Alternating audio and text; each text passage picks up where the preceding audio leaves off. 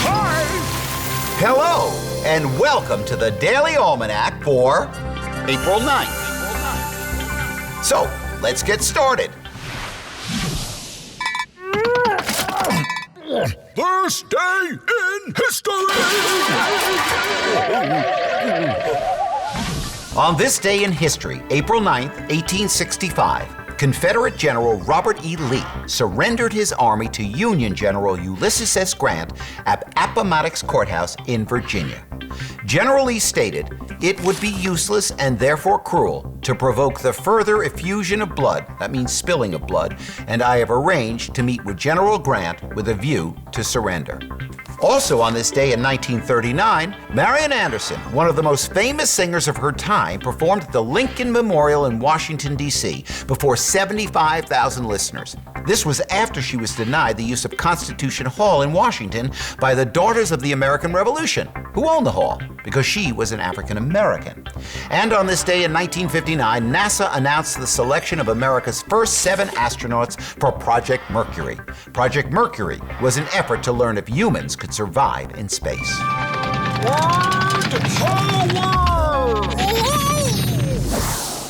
Today on Word Power, we are going to talk about the saying, tickle your funny bone. Now, if something tickles your funny bone, it means that it makes you laugh. You might say, I love watching comedies. Some of those actors really tickle my funny bone. The saying comes from the bone in your upper arm called the humerus, which sounds a lot like humorous. When you fall and hit your humerus or elbow, it usually gives you a twinge. Now, some people think of jokes as something that give you a twinge too. Ooh, extremes.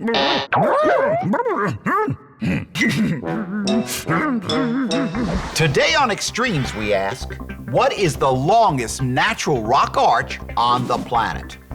The answer is actually a tie between the Landscape Arch in Arches National Park in Utah and the Kolob Arch in Zion National Park, which is also in Utah.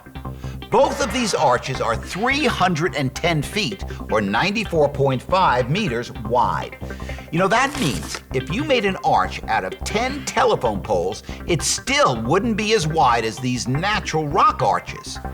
Landscape Arch and Kolob Arch are formed from sandstone and look like rainbows of rock. Health tips.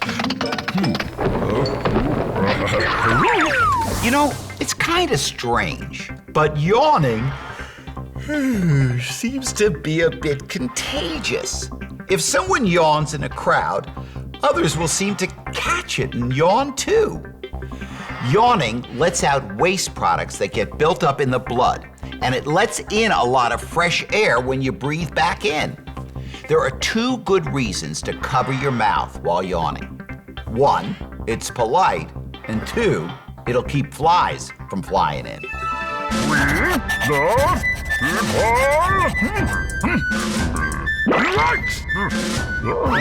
The process for electing the president was set up in the United States Constitution.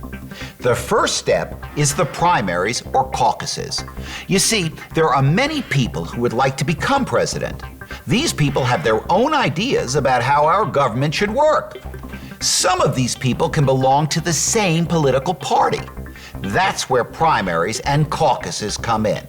In these elections, party members get to vote for the candidate that they think will represent their party best in the upcoming general election.